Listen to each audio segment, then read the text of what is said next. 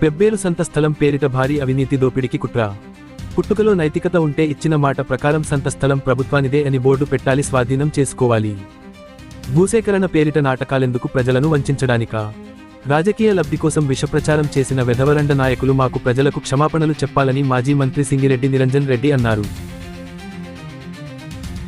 గత 3 దశాబ్దాలుగా న్యాయస్థానంలో పెబ్బేరు సంత స్థల వివాదం సర్వే నంబర్ 392 భూ యజమానులకు దేవాదాయ శాఖకు మధ్య కొనసాగుతున్నదని, పలుమార్లు భూ యజమానులకు వరుసగా 2003 మరియు 2007 మరియు 2022 అనుకూలంగా తీర్పు ఇవ్వడం జరిగిందని పత్రికా సమావేశంలో మాజీ మంత్రి నిరంజన్ రెడ్డి స్పష్టం చేశారు. ఇట్టి విషయంలో న్యాయస్థానాన్ని అతిక్రమించి రాజకీయ లబ్ధి కోసం ఎన్నికల సమయంలో 30 ఎకరాల 19 గుంటలు మొత్తం ప్రభుత్వానిదేనని, ఇందులో నేను కబ్జా చేయడానికి కుట్ర చేస్తున్నాను అని నీచమైన నిరాధారణమైన ఆరోపణలు చేసి ఒక్కటంటే ఒక్క నెలలో సంత స్థలం మొత్తం ప్రభుత్వపరం చేసుకుంటామని బీరాలు పలికిన నాయకులు 3 ఏండ్లు గడుస్తున్నా నేటికి మాట నిలబెట్టుకోకుండా పోవడమే కాకుండా నేడు భూసేకరణ పేరిట భారీ దోపిడీకి కుట్ర చేయడం సిగ్గుచేటైన విషయమని నిరంజన్ రెడ్డి తీవ్రంగా విమర్శించారు. పెబ్బేరు ప్రజల వ్యాపారస్తుల క్షేమం కోసం భూ యజమానులతో ప్రభుత్వపరంగా సంత కోసం 16 ఎకరాలు ఇస్తే ప్రత్యామ్నాయంగా వ్యవసాయ భూమి ఇప్పిస్తామని ఒప్పించి యజమానులతో అంగీకార పత్రం, గిఫ్ట్ డీడ్ ఇప్పించేశామని, ఇంతలో ఎన్నికలు రావడం పోటీలో ఉన్న మూర్ఖులు కొందరు వెధవలు రాజకీయంగా నన్ను ఎదుర్కొనలేక నేనేదో కబ్జా చేశానని దుష్ప్రచారం చేశారని అన్నారు. నేడు న్యాయస్థానం 30 ఎకరాల 19 గుంటల భూమి యజమానులకు చెందుతుందని తీర్పు ఇవ్వడంతో ప్రగల్భాలు పలికిన నాయకులు ఎక్కడని నిరంజన్ రెడ్డి దుయ్యబట్టారు. మీడియా మిత్రులందరికీ నమస్కారం. మన జిల్లా ప్రజలందరికీ కూడా నమస్కారం. ప్రధానంగా పెబ్బేరు మున్సిపల్ పరిధిలో కానీ మండలంలో కానీ పరిసర ప్రాంతాల్లో ఉండేటువంటి ప్రజలందరికీ కూడా నమస్కారం. పెబ్బేరులో చాలా కాలంగా కొనసాగుతున్నటువంటి ఈ సంత మన రాష్ట్రంలో ఉండేటువంటి ప్రతిష్టాత్మకమైనటువంటి సంతలలో ఒకటి. ఇది చాలా ప్రాముఖ్యత కలిగినటువంటిదే కాక అనేక మందికి ఉపాధులను ఇచ్చేటువంటిది.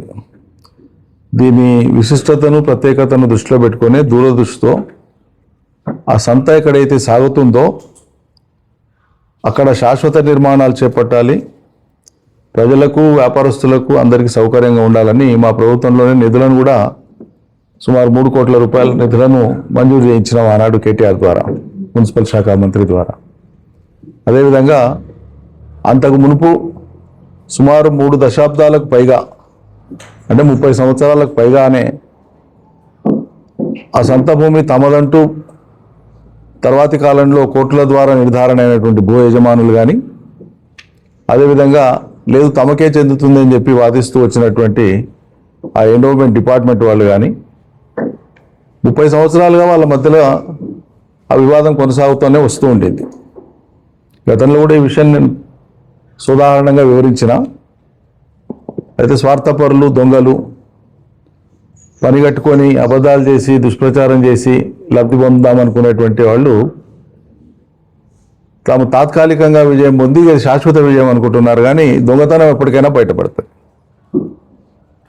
మనిషి చేసే లేదా కొందరు వ్యక్తులు చేసేటువంటి లంగతనం కానీ దొంగతనం కానీ ఆగదు. అది ఒకసారి అబద్ధం చెప్పొచ్చు, అందరినీ మోసపుచ్చవచ్చు, కానీ అన్నిసార్లు అబద్ధాలు చెప్పి అందరినీ మోసపుచ్చడం సాధ్యం కాదు. అది ఒకసారికే తేలిపోతుంది.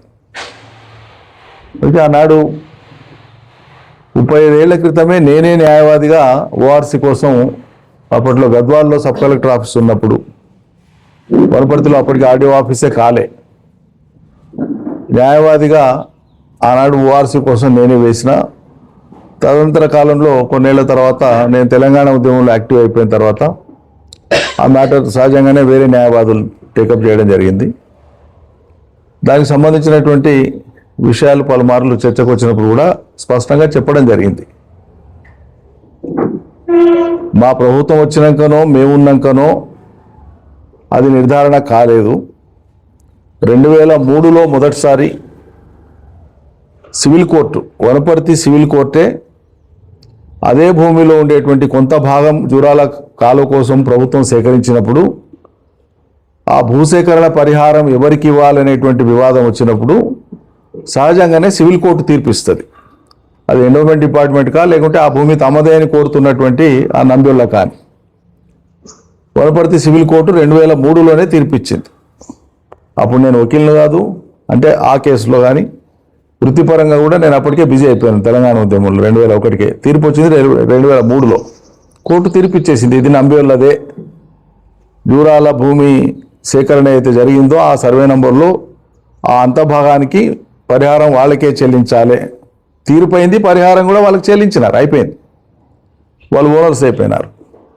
దాని మీద మళ్ళీ ఎండోమెంట్ వాళ్ళు మళ్ళీ అప్పీల్కి పోయినారు, లేదు లేదు మాకే చెందుతుంది అని. అది మళ్ళీ 3-4 ఏళ్ళు నడిచింది. 2007లో మళ్ళీ లేదు వాళ్ళది యజమానులదే అని చెప్పి మళ్ళీ తీర్పు ఇచ్చినారు, ఎండోమెంట్కి సంబంధం లేదు. మళ్ళీ వాళ్ళు మళ్ళీ అప్పీల్కి పోయినారు. అది నడుస్తూనే ఉంది, ఏళ్ల తరబడి నడుస్తూనే ఉంది. 2003లో కానీ 2007లో కానీ కోర్టుల తీర్పులు కానీ జాయింట్ కలెక్టర్ తీర్పులు కానీ ఇవన్నీ వచ్చినప్పుడు కాంగ్రెస్ ప్రభుత్వమే ఉన్నది. చిన్నారెడ్డి గారే అప్పుడు ఎమ్మెల్యే. ఆయన ఒకసారి కాదు 4 సార్లు గెలిచిండు ఎమ్మెల్యేగా. అనుభవం లేని ఆయన కాదు, లేకుంటే చదువు రాని ఆయన కాదు, పెద్ద చదువులు చదువుకున్న ఆయన్ని. మరి నిజంగానే అది ప్రజలకు చెందాలి అనుకున్నప్పుడు ఆనాడు ఆ రకంగా వచ్చినటువంటి తీర్పుల మీద వాళ్ళు ఏం స్పందించినారు, ఏం చేసినారు, ఏం చర్యలు తీసుకున్నారు? ఏమి లేదు. ఆ తర్వాత మళ్ళీ అదే తీర్పుల కొనసాగింపు, లీగల్గా వాళ్ళ ఫైటింగ్ అనేటువంటిది కొనసాగుతూ 2022 అప్పటికి తెలంగాణ ఉద్యమం, తర్వాత తెలంగాణ రావడము, తెలంగాణ ప్రభుత్వం ఏర్పడడం, ఇవన్నీ జరిగిపోయినాయి. అది ఎవరు వ్యక్తుల ప్రమేయం లేదు, వ్యక్తులకు సంబంధము లేదు. 2022లో 23లో మళ్ళీ యజమానులదేని వాళ్ళకి తీర్పు వచ్చింది. మరి ఇది పోయినంతకాలం ఇదో సమస్యగా ఉంది, దీనికి ఒక శాశ్వత పరిష్కారం ఉండాలి. ఎట్టి పరిస్థితులలో సంత అక్కడే కొనసాగాలి. యజమాని ఎండోమెంటా లేకుంటే ఓనర్లా అనేటువంటి తెలడానికి ఇంకెన్నేళ్ళు పడుతుందో తెలియదు. ఇది ఇంతటితో ఆగిపోతుందా, రేపు ఉంటుందో మనకు తెలియదు. ప్రజలకు సౌకర్యంగా ఉండాలనేటువంటి ఉద్దేశంతోన ఆ యజమానులు ఆనాడు అప్పటికే ప్రారంభ దశలో నా క్లయింట్స్ కాబట్టి ఆ గౌరవభావంతో వాళ్ళు నేను పిలిపిస్తే వచ్చినారు. వాళ్ళతో చర్చిస్తే, సార్ ఇప్పుడు ఎంత సంత సాగుతుందో అంతా వాళ్ళు కోరిన మేరకు మేము ఇచ్చేస్తాం, హద్దులు పెట్టి సర్వే చేయించినట్టు సర్వే చేసినారు. 12.5 ఎకరాలు 13 ఎంతనో వచ్చిందన్నారు. లేదు ఇంకో 2.5-2 ఎకరాలు అదనంగా కావాలి, మొత్తం 16 కావాలన్నారు. సరే అన్నారు, వాళ్ళు దాన్ని కూడా ఒప్పుకున్నారు. వాళ్ళు చెప్పింది ఒక రిక్వెస్ట్, ఇది చాలా విలువైంది కదా, మేము దాదాపు 35 ఏళ్ల నుంచి కొట్లాడుతున్నాము, మా హక్కు మాకు దఖలు కావడానికి ఇన్నేళ్ళు పట్టింది, దీని బదులు మాకు ఏమైనా వ్యవసాయ భూమి ఏంటి సార్, ఇది చాలా విలువైందే, అంత విలువ కూడా మేము కోరతలేం.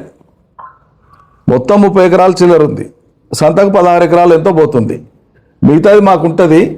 ఈ 16 ఎకరాల మామిజా దాని బదులుగా ఇదే జిల్లాలో, వనపర్తి జిల్లాలో ఎక్కడైనా వ్యవసాయ భూమి ఇవ్వండి అన్నారు. చాలా మంచి ప్రతిపాదన కదా అది.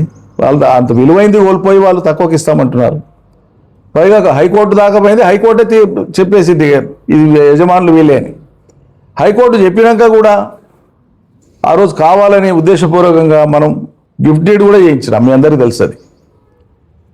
దానికి నేను వ్యక్తిగతంగా చేసింది కూడా కాదు, అది collector, joint collector, RDO, commissioner వీళ్ళందరితో ఒక కమిటీ వేసి, ఈ అధికారుల కమిటీ 2-3 దఫాలుగా వాళ్ళని యజమానులను పిలిపించి కలెక్టరేట్లోనే మాట్లాడి వాళ్ళ స్టేట్మెంట్స్ తీసుకొని, వాళ్ళ అప్లికేషన్ తీసుకొని, సాధ్యాసాధ్యాలను వాళ్ళంతా కూడా చర్చించి, ఓకే మీరు దానపత్రం ఇవ్వండి అంటే వాళ్ళు దానపత్రం ఇచ్చినారు. దానపత్రం తర్వాత అదనంగా కావాలని మన వాళ్ళు వచ్చి రిప్రజెంట్ చేస్తే మన చైర్పర్సన్, వైస్ చైర్పర్సన్ వీళ్ళందరూ రిక్వెస్ట్ చేస్తే వాళ్ళని పిలిపించి మీరు వాళ్ళతో మాట్లాడుకోండి, వాళ్ళు ఇస్తామంటే నేను కూడా సంతోషం, నాకేముంది అని చెప్పినాను. వాళ్ళతో వీళ్ళు పోయినారు, సరే అన్నారు వాళ్ళు, అది కూడా ఓకే అన్నారు. ఈ లోపల ఎన్నికలు సమీపిస్తున్నతో ఆ సంత భూమిని ఏదో నేను కబ్జా చేసినాను అనేటువంటి విధంగా దుష్ప్రచారం చేసి సామాన్యులను నమ్మించే ప్రయత్నం చేసినారు, వ్యాపారస్తులను నమ్మించే ప్రయత్నం చేసినారు. వ్యాపారస్తులు ఆందోళనతో నిజంగా పోతుందేమో, సంతనే పోతుందేమో అని చెప్పి ఆ దుష్ప్రచారాన్ని కొంత మేరకు నమ్మేటోళ్ళు నమ్మినారు, నమ్మని వాళ్ళు నమ్మలేదు. దీంట్లో పనిగట్టుకొని దుష్ప్రచారం చేసినటువంటి వాళ్ళు ఎవరైతే ఉన్నారో కొద్దిమంది వాళ్ళు, కానీ కింద వాళ్ళు చేసిన ప్రచారాన్ని నమ్మి అదే మాట్లాడినటువంటి వాళ్ళు అమాయకులు, వాళ్ళని మనం ఏం అనలేము. ఇట్లనంట కదా అంటే ఇట్లనంట అని అమాయకంగా నమ్మినారు. కానీ పని కట్టుకొని దుష్ప్రచారం చేసినటువంటి వాళ్ళకు ఆ రోజు కూడా నేను చెప్పిన, మీ పుట్టుక నైతికతతో కూడింది అయితే, మనిషి పుట్టుకనే అయితే చేసిన ఆరోపణలను రుజువు చేయాలి తప్ప ఈ సొల్లు కూతలు పోయినంతకాలం కూసి మాట్లాడడం అనేటువంటిది ఇంతకు మించినటువంటి దగులుబాజీతనం ఉండదని. కానీ ఎన్నికల వేడిలో ఈ మనోళ్ళు కూడా తెలిసి తెలవక కొంతమంది మాయమూడి వాళ్ళు కూడా ఆ సంత ఊరేగింపు తీస్తే దాంట్లో వీళ్ళు కూడా పోయినారు ఏదో దాన్ని పరిరక్షించుకోవాలని. ఇవి జరిగిపోయిన పరిణామాలు మీకు అన్నీ తెలుసు. నేను ఇది మీకు ఇంట్రడక్షన్ పార్ట్ చెప్తున్నా. ఒక్క రోజులో చేయాల్సిన పని ఎందుకు చేయలేదు? బోర్డు పెట్టండి అక్కడ ఇది సర్కార్ది అయితే ఇది సర్కార్ది అని బోర్డు పెట్టండి. మీ సర్కారు రండ సర్కారా, చాతగాని సర్కారా, అసమర్థ సర్కారా? సర్కారుదే అయితే బోర్డు పెట్టు. మేము మొదటి నుంచి చెప్తున్నాం కదా. 2003లోనే కోర్టు తీర్పు ఇచ్చిందిరా విధవా అని చెప్తుంటే కూడా లేదు ఈ సర్కారుదే అని మాట్లాడినటువంటి విధవలు ఇవాళ ఏం పని చేస్తుంది? మరి వాళ్ళు ఏ స్థాయిలో ఉండని, ఏ పదవుల్లో ఉండని, దురుద్దేశంతో దుష్ప్రచారం చేసినటువంటి విధవనా కొడుకులందరినీ అడుగుతున్నా నేను ఇవాళ. అది సర్కారుదే అయితే సర్కారు బోర్డు పెట్టి దాని చుట్టూ కాంపౌండ్ కట్టి పని చేయించండి. చేత కాదు, ఎందుకంటే సర్కార్ది కాదు అని కోర్టులు తీర్పు చెప్పినాయి. నేను చెప్పడం కాదు, అది సర్కార్ది కానీ ప్రజలది కానీ ఏ వ్యక్తిదైనా కానీ సంతగా ఉండాలని తాపత్రపడినవాడిని నేను. యజమానులను ఒప్పించి రిజిస్టర్ చేయించిన వాడిని నేను. మీరు అడ్డం తగిలి దాన్ని ఈ 16 ఎకరాలు కాదు 30కి 30 మేము పెడతాం దీనికి. ఇక రేపు ఎల్లుండి సాధించుకొని వస్తుంది. గెలిచిన మరుసటి నాడు ఇది అయిపోతుంది. ఇన్ని అబద్ధాలు చెప్పి మందిని మాయ చేసి ఏం మార్చిండ్రు? ఇలా ముఖం లేదు. ఇప్పుడు ఏం చేస్తుండ్రు? అసలు విషయం ఇది. ఇప్పుడు నేను చెప్పబోయేది, వాళ్ళు కోరింది ఏంది? మాది ఎంత తీసుకుంటే అంత.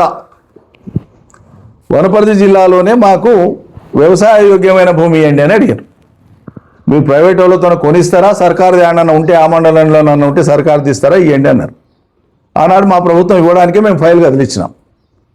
ప్రభుత్వం పోయింది. వచ్చినాక మీరు మొత్తానికి మొదటికే వద్దని చెప్పి రిజిస్ట్రేషన్ క్యాన్సిల్ అయింది కోర్టు ఆర్డర్ నుంచి. మొత్తం మేము దీనికే పెడతామని చెప్పినారు. మరి మొత్తం దానికే పెట్టేటువంటి వాళ్ళు ఇవాళ దాకా పెట్టలే. ఒకటి. రెండోది, వీళ్ళు చేసే ప్రయత్నం ఏంటంటే సర్కారు భూమి అయినప్పుడు యజమానులకు ప్రత్యామ్నాయ భూమి మేము ఇంకో తోనిపిస్తామని మీరు లెటర్ ఎట్లా పెడతారు? మీరు ఆ ప్రతిపాదన ఎట్లా పెడతారు? ఫస్ట్ ఆఫ్ ఆల్ మీ మాట, మీ వాదన మీరు మాట్లాడుతూ వచ్చింది నిజమైతే, సర్కారుదే అయితే భూమి, ఆ యజమానులు అనుకునేటువంటి వాళ్లకు మీరు ప్రత్యామ్నాయంగా భూమి ఎందుకు ఇస్తారు? ఎందుకు ఇవ్వాలి? ఇచ్చే అవసరం ఎక్కడ వస్తుంది? సర్కారుది కాకుంటేనే కదా ప్రశ్న వచ్చేది. దానికి ఇప్పుడు ఏం చేస్తున్నారు? వనపర్తి జిల్లాలో కాక ప్రత్యామ్నాయంగా వీళ్ళకి భూమి ఎక్కడో షాద్నగర్ దగ్గరనో, శంషాబాద్ దగ్గరనో, హైదరాబాద్ పరిసరాలలోనో, ring road, outer ring road మధ్యలో ఎక్కడైనా ప్రభుత్వ భూమిని, చాలా విలువైనటువంటి భూమిని వాళ్ళకు ప్రత్యామ్నాయ భూమిగా ప్రతిపాదనలు పెట్టి ఇవ్వజూపి దాంట్లో సగానికి సగం ముఖ్యమంత్రి సోదరుడే మాకు పైరవి చేసి పెడుతున్నాడు, ఆయనకి ఇవ్వాలని చెప్పి యజమానులతో మాట్లాడారు. ఇది జరిగిన విషయం. సరే, రేపు యజమానులతో పోయి అడుక్కొని అట్లా జరగలే అని చెప్పి వచ్చి అది వేరే సంగతి. అంటే దీని పేరు మీద ఇంకో చోట భారీగా లబ్ధి పొందడం కోసం అతిపెద్ద కుట్ర జరుగుతూ ఉంది. అర్థమైంది కదా మీకు? లేకపోతే ప్రభుత్వం ఎందుకు ఇవ్వాలి? ప్రభుత్వ భూమి అయితే ప్రత్యామ్నాయం మళ్ళీ ఎందుకు ఇవ్వాలి అంటున్నా నేను. మీరు మాట్లాడింది నిజమైతే ఇంతకాలం ప్రభుత్వ భూమి అయితే వాళ్ళకి ఎందుకు ఇవ్వాలి భూమి? ఇంకా అవసరం లేదు కదా. భూసేకరణ కూడా చేయాల్సిన అవసరం లేదు కదా. వాళ్ళకి భూమి ఇవ్వాల్సిన అవసరం లేదు, ఆ భూమికి డబ్బులు ఇవ్వాల్సిన అవసరం లేదు. ప్రభుత్వం అనేది ప్రభుత్వం వాడుకుంటే అయ్యే పై, ఇంకా దాంట్లో చర్చనే లేదు. వాళ్ళు ప్రత్యామ్నాయ భూమి ఇవ్వడానికి ప్రయత్నం చేస్తున్నట్టేనే ఇది వాళ్ళ భూమి అని అంగీకరించే మీరు అడుగులు వేస్తున్నట్లు. అంటే గతంలో మీరు చేసినటువంటి దుర్మార్గపు దుష్ప్రచారానికి ముక్కు నేలకు రాస్తారా? మనిషి అయి పుట్టుక పుడితే క్షమాపణలు చెప్తారా? ఆయన మాట్లాడిన వాళ్ళందరినీ అడుగుతున్నా.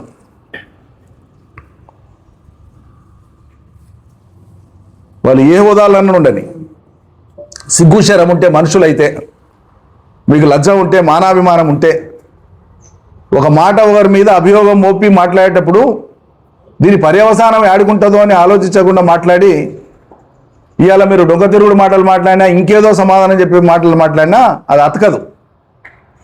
నిజమే, ఒక ఏడాది కానీ 2 ఏళ్ళు కానీ 3 ఏళ్ళు కానీ దాచిపెట్టడానికి వీల్లేదు ఎప్పుడు కూడా. నేను తపన పడి సహృదయంతోన ఈ ప్రాంతానికి మేలు జరగాలనేటువంటి ఒక పట్టుదలతో నేను చేస్తే కేవలం రాజకీయంగా లబ్ధి పొందాలనేటువంటి ఒక అత్యంత దుర్మార్గమైన నీచమైనటువంటి పద్ధతుల్లో దుష్ప్రచారాన్ని ఒక అంశంగా ఎంచుకొని ఇలా బోర్ల పడ్డారు మీరు.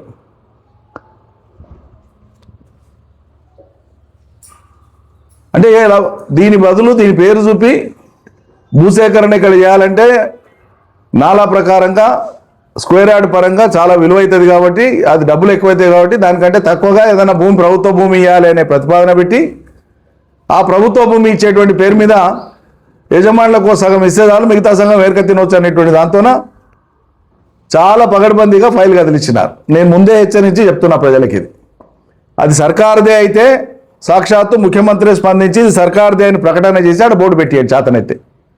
కాదు అంటే ప్రజలకు క్షమాపణ చెప్పి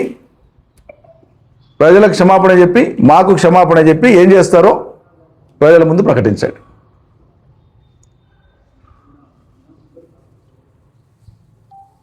ఇంతకాలం వాళ్ళు మాట్లాడుతూ వచ్చిందే అది కదా, అది సర్కారుది అనే కదా మాట్లాడుతూ వచ్చింది. మరి సర్కారుది అయితేనంటే సర్కారే ఆధీనంలోకి తీసుకుంటే అయిపోయాయి. ప్రత్యామ్నాయ భూమి ఇవ్వాల్సిన అవసరం లేదు, వాళ్ళ కంపెన్సేషన్ ఇవ్వాల్సిన అవసరం లేదు. కాదు సర్కారుది ఇది యజమానులదని ఒకసారి అంగీకరించినాక దాని ప్రాతిపదిక ఏంది? 2003 నుంచి ఇచ్చినటువంటి కోర్టు తీర్పులే. మరి ఈ మాట మేము మొదటి నుంచి చెప్తుంటేనంటే మాకు దురుద్దేశాలు ఆపాదించి మేమేదో దాన్ని కబ్జా చేసినాం అనేటువంటి నీచమైనటువంటి కడుపుకు అన్నం తినేటువంటి ఏ విధవాట మాట్లాడు.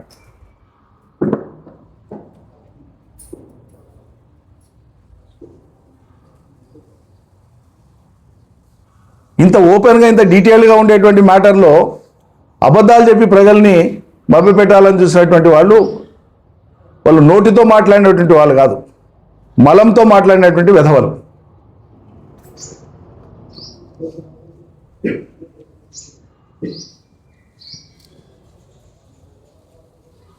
గతంలోనే దానికి సంబంధించినటువంటి పూర్వపరాలు మొత్తం కూడా మన పెబ్బే పార్టీ తరఫున ఒక కరపత్రం రూపంలో విడుదల చేసి దాదాపు 2 ఏళ్ళు కావస్తుంది, 1.5 అవుతుంది. ఆగస్టు 2024 అనుకుంటా ఆ కరపత్రాలు కూడా ఉన్నాయి. విడుదల చేసి దాంట్లో ఉన్న వాస్తవాలన్నీ కూడా ప్రజలకు వివరించడం జరిగింది.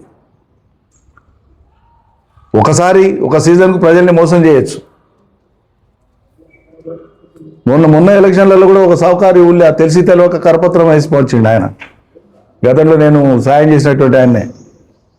ఏ పదవులు ఉన్న వాళ్ళు పక్కన కనిపిస్తానంటే మళ్ళీ పిల్లలు ఉబ్బిపోతాయేమో తెలియదు నాకు. టైం వచ్చినప్పుడు తెలుస్తుంది వాళ్ళకి అవన్నీ.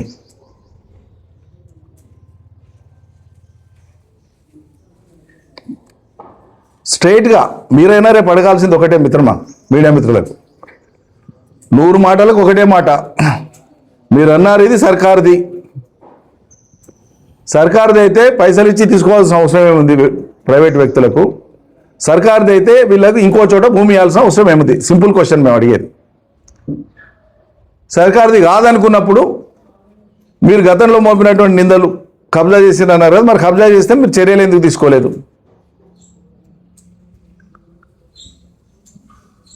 రెండున్నర ఏళ్ళు అయింది కదా సర్కారు వచ్చి. అందులో ఎవరైనా తప్పు చేసినట్టుంటేనంటే మరి సర్కారు ఏం పని చేస్తుంది? ఈ మాట్లాడిన విధవనా కొడుకులంతా ఏం పని చేస్తున్నారు? వీళ్ళు కడుపుకు అన్నమేనా తిన్నది? నేను ముఖ్యమంత్రికి కూడా ఓపెన్ లెటర్ రాయబోతున్నా రేపు. వాళ్ళ పాత్ర ఉంది అని నేను అనను, ముఖ్యమంత్రి అన్నదో ఉంది అనే మాట నేను అంటలేను, కానీ వాడుతున్నారు. ఇప్పుడు నాకున్న సమాచారం మేరకి వాళ్ళతో మాట్లాడుకున్నాం, వాళ్ళ బ్రదర్తో మాట్లాడుకున్నాం. పేరు కూడా మా ప్రభుత్వం పోయింది, మేము ఓడిపోయినాం, కొత్త ప్రభుత్వం వచ్చింది. ఎన్నికలప్పుడు పనికిమాలినోడు మాట్లాడాడు, నెల రోజుల లోపలనే ఆడ కూర్చొని మొత్తానికి కాంపౌండ్ కట్టిస్తాను. ఆ విధవ మాటలు మాట్లాడినటువంటి విధవల్ని ఇలా అడుగుతున్నా నేను. 2 ఏళ్ళు వెళ్ళి 3 ఏళ్ళ పడింది, 2.5 ఏళ్ళు కావాల్సి, 1 నెలలో కట్టిస్తామని. అలా మీరు నిర్ద్వందంగా మాట్లాడింది ఏంది? తెలిసి మాట్లాడినరా, తెలియక మాట్లాడినరా, మూర్ఖత్వం మాట్లాడినరా పక్కకు పెట్టండి. కానీ ఉద్దేశపూర్వకంగా మీరు దుష్ప్రచారం అయితే చేసింది కదా. ఏమని? ఇది మొత్తం ప్రభుత్వానిదే అన్నారు మొట్టమొదటి మాట. నేను దానికి కట్టుబడి మాట్లాడుతున్నాను ఇప్పుడు అన్ని. ఈ ప్రభుత్వాందే, ఒక గుంట ఎవరికి ఇవ్వాల్సిన పని లేదు, మొత్తం సంతకే ఉండాలి. మొత్తం సంతకే ఉండాలి. మరి ప్రభుత్వాందే అయితే 2.5 ఏళ్ళు అయిపోయింది. ప్రభుత్వానికి దఖలుపరచనికే మరి